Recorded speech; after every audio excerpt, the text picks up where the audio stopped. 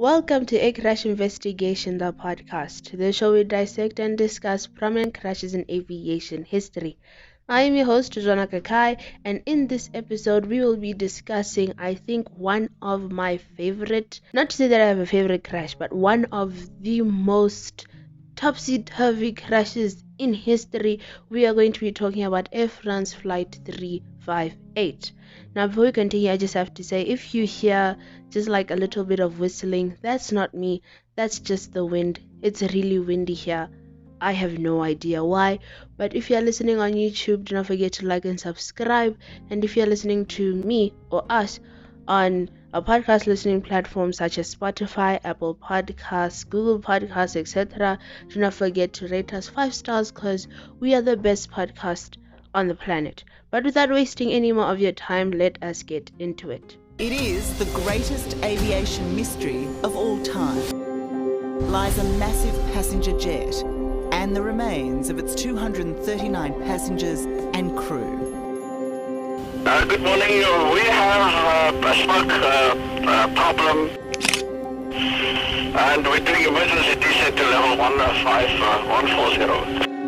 In December 1988, a passenger airliner was bombed over Scotland in what was one of the largest pre-9/11 terrorist attacks.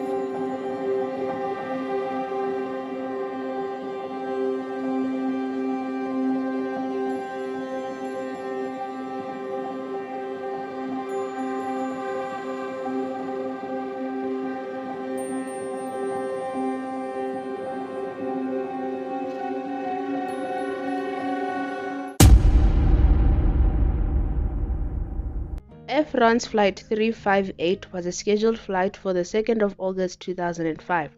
This flight was from Charles de Gaulle International Airport, Paris, France, and its destination was Toronto Pearson International Airport, Mississauga, Ontario, Canada. Sorry if I said that wrong. The aeroplane that was used was the famous Airbus A340-313E. Finally, the call sign for Air France Flight 358 was Air France 358. Now the crew. The captain of this flight was 57-year-old Alain Rosaille. He became an Air France employee when Air Inter merged with Air France in 1997. Captain Rosaille was both a captain and instructor for Air France, specifically on the A320 aeroplane. He flew the Airbus A319, A320 and A321. In 2001, Captain Rosaille finally obtained his Airbus A340 rating. He was known to be a good and loyal employee. According to his colleagues, he was easy to fly with, so that's good. In total, Alain Rosaille obtained 15,411 flight hours. His last medical exam was on the 7th of July 2005, and it was valid until the 31st of January 2006. Finally, Captain Rosaille only needed corrective lenses while flying. Now it is time for the first officer. The first officer of this flight was 43-year-old Frédéric Naud. He started working for Air France in April of 1997. Naud would fly the Airbus A319, A320 and A321. He received his Airbus A340 rating on, guess what, 9/11. I know, yes, on the 11th of September 2001, he received his A340 rating. So that's kind of creepy, but I just wanted to add that in there for fun facts. First Officer Naud was known as and I quote, solid and competent pilot who had no problems on the line or during training, end quote. In total, First Officer Naud obtained 4,834 flight hours, and he obtained his medical certificate on the 8th of February 2005. There were 297 passengers on board and 10 flight attendants. 9 of those flight attendants were qualified, and the additional 1 was not qualified yet. But that doesn't matter because we're not talking about them right now. The flight. Air France Flight 358 took off from Charles de Gaulle at 7 minutes to 12 Universal Time Coordinated or UTC. First Officer Naud was a pilot who was flying the plane. The crew flew the plane through autopilot and the flight was actually uneventful. At around 15 minutes to 8 o'clock p.m. UTC, Air France Flight 358 was approaching Toronto Pearson International Airport. The crew then received a weather forecast that said that there were thunderstorms and rain in Toronto, and this was not a lie or a glitch. Toronto was experiencing heavy rain, wind, and lightning. The weather was so bad that Toronto Pearson International Airport was put on red alert. Now, red alert is a warning that airports put on that says that there is a greater risk of getting struck by lightning.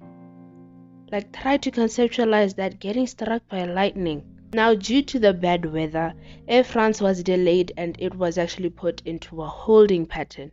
The crew thought about diverting to an alternate airport in Ottawa, but they realized that it would be a logistical nightmare. Now, when I say logistical nightmare, I basically mean that the pilots were afraid that if they actually went to go and land at Ottawa, then a lot of their passengers would be stranded and would be stuck, meaning that they would need more money to transfer those people to Toronto. You see, more money, and airlines don't like to spend money. The delay wasn't that long actually, it only took 20 minutes. Now, there was an aeroplane in front of Air France Flight 358 and the aeroplane had a hard time landing and braking. However, the plane did land successfully. Air France Flight 358 was instructed to land using the Instrument Landing System, or ILS. First officer now disconnected the autopilot and auto thrust. Air France Flight 358 was instructed to land on runway 24 left because the runway allowed the plane to land into the wind. Something to add is that this runway was actually the shortest runway at the airport. The reason why they landed here, not only because they could actually land into the wind, but also all the other runways at that airport were closed either due to weather or maintenance, so red flag also. Now, there was a really high ground speed, but through it all, Air France Flight 358 landed. The passengers were happy and clapping until the aeroplane did not stop and the aeroplane lost power. Air France Flight 358 was going incredibly fast, and as a result, the Airbus A340 overshoots the runway and it crashes into a ravine at 2 minutes past 8 p.m. UTC. Everyone, surprisingly and by the miracles, survives the crash, but there was a greater risk now. Jet fuel was entering the cabin quickly and there was a fire on the right side of the plane. Naturally, there was a lot of panic in the cabin. Luckily, every single passenger and crew member evacuated successfully. 2 crew members and 10 passengers were seriously injured, but everyone survived. This, I don't know, it's like something that you'd actually hear from a movie that is not based on like real life.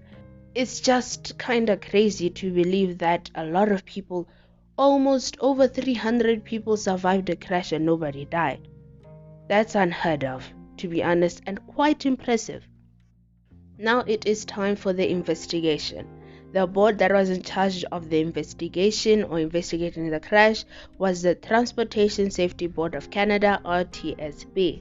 So now let's talk about the crash site. The aeroplane was severely damaged due to the post-crash fire, and something that I have to add and something that you have to keep at the back of your mind is that the spoilers and thrust reversers were deployed.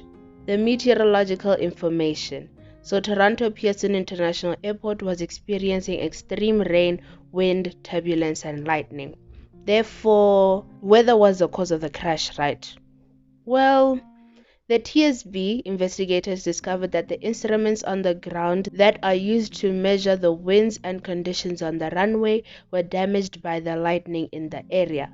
This means that Captain Rosaya and First Officer Nod had to rely heavily on the on-board radar monitor.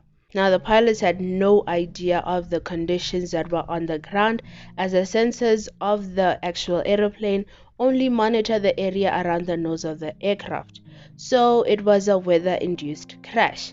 We are not there yet. A plane landed before Air France 358, yet that aeroplane did not crash. So who is the problem? When Air France Flight 358 was trying to land, they experienced even worse conditions as a storm was moving towards them.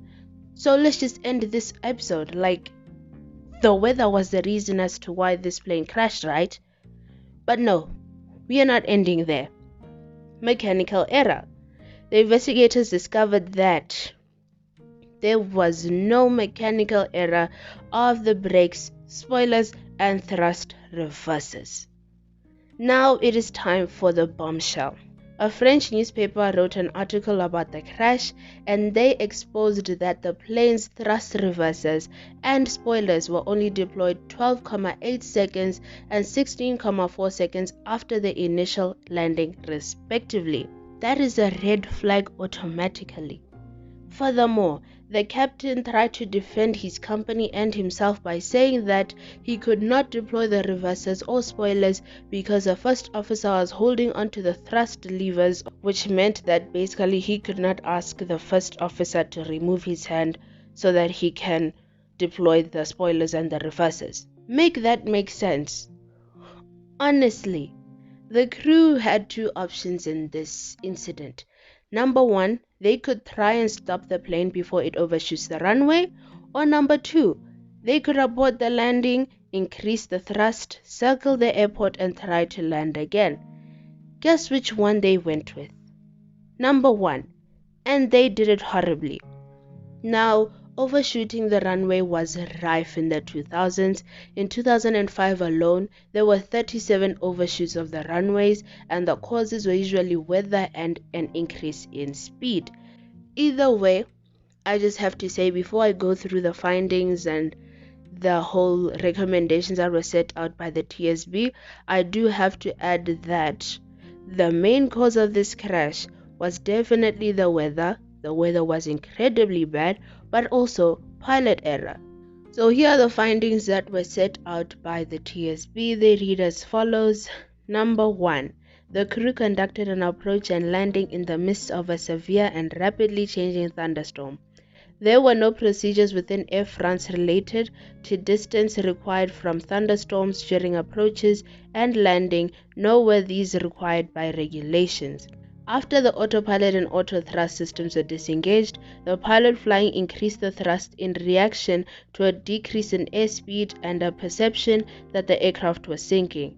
The power increase contributed to an increase in aircraft energy, and the aircraft deviated above the glide path. Approaching the threshold, the aircraft entered an intense downpour, and the forward visibility became severely reduced.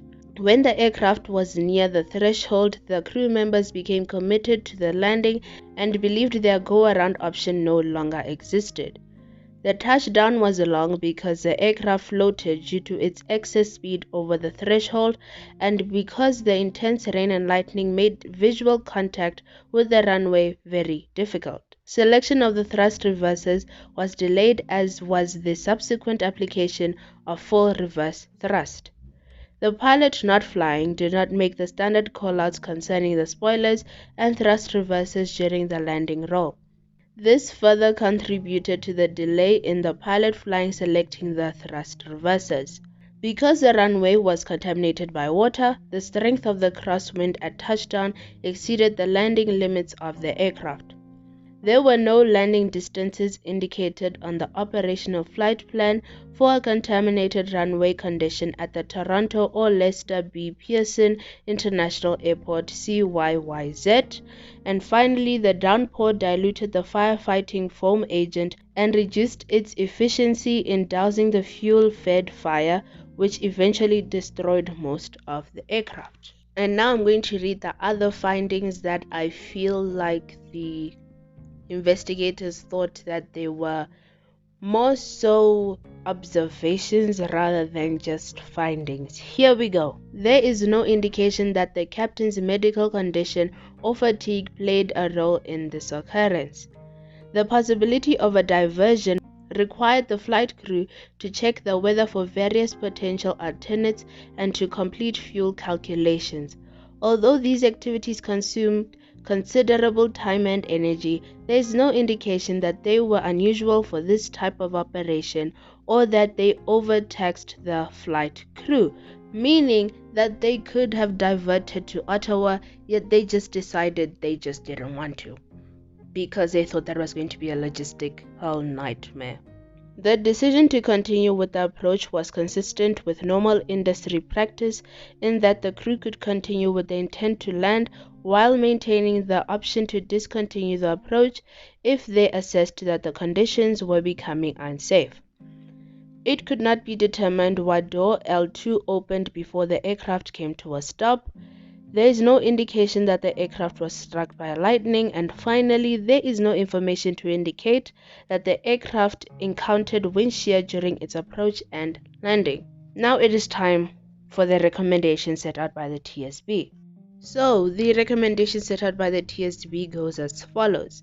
The board recommends that the Department of Transport establish clear standards limiting approaches and landings in convective weather for all air transport operators at Canadian airports. The Department of Transport mandate training for all pilots involved in Canadian air transport operations to better enable them to make landing decisions in deteriorating weather.